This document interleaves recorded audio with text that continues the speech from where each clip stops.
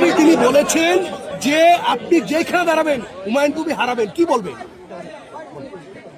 আরেকবার রিপিট করো। হুমায়ুন কবির তিনি বলেছেন যে আপনি যেখানে দাঁড়াবেন সেখানে আপনাকে হারাবেন, কি বলবেন? এই কথা আমার কাছে এখন এসে পৌঁছায়। গত কালকে তিনি ফেসবুক লাইভে বলেছেন। আমার কাছে এসে পৌঁছালে আমি উত্তর নিশ্চিতভাবে দেবো। যে কত কোশ্চেন করছেন এই কথা আমি এখন যদি বলে থাকে উত্তর দেবো, আমি শুনিনি। তাহলে এইরকম তো হচ্ছে, চালাচালি হচ্ছে কথা। না, কালকে তিনি সোশ্যাল মিডিয়া বলেছেন, করছি, আমি শুনেছি অনেক কথা তিনি বলেছেন, উত্তর দেবো কোশ্চেন করলে, কিন্তু এই কথা বলেননি আমি যেখানে দাঁড়াবো সেখানে হারাবো। আরেকটা কথা বলেছেন আপনি তৃণমূলের সাথে যোগ আছে বা বিজেপির সাথে, এরকমই একটা কথা বলছেন। বিজেপির কথা বলেনি, কিন্তু উনি তৃণমূলের কথা বলেছেন। হুমায়ুন কবির যোগ থাকে পাবলিশ করতে বলবো। হুমায়ুন কবির জোট বার্তা দিচ্ছেন, ফুরফুরাতে গেছিলেন, বলেছেন 31 তারিখের মধ্যে যদি আসে তাহলে 31 তারিখ পর জোটের জন্য উনি অপেক্ষা করবেন, না হলে একাই লড়বেন। কি বলবেন এই বিষয়ে? গণতান্ত্রিক রাষ্ট্র, যে যার মতো পারফর্ম করতে পারে, এতে কোনো অসুবিধা নেই।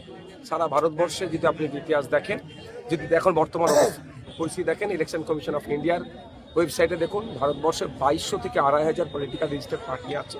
সুতরাং হুমায়ুন কবির সাহেবের রাইট আছে, নওশাদ সিদ্দিকীর রাইট আছে, WPI, SDPI, মিম, আপনার কমিউনিস্ট পার্টি অফ ইন্ডিয়া যেটা আছে, আচ্ছা তৃণমূল কংগ্রেস, বিজেপি, সবার রাইট আছে ভোটে কন্টেস্ট করার। 2026-এ কি সিপিএমের সঙ্গে যাবেন আপনারা? আলোচনা চলছে, শুধু সিপিএম কংগ্রেস বলে নয়। আমরা চাই বিজেপি এবং তৃণমূলের বিরুদ্ধে একটা বৃহত্তর শক্তি তৈরি করতে। অবিজেপি তৃণমূল যে শক্তিগুলো আছে, যারা সেকুলার মাইন্ডে চলেন, সেকুলার প্র্যাকটিস করে, তাদেরকে ঐক্যবদ্ধ করে আমরা লড়াই করতে চাইছি। তৃণমূল বলছে যে সংখ্যালঘু ভোট কেটে আইএসএফ এবং হুমায়ুন কবির মতো বিজেপি দালালি করছে।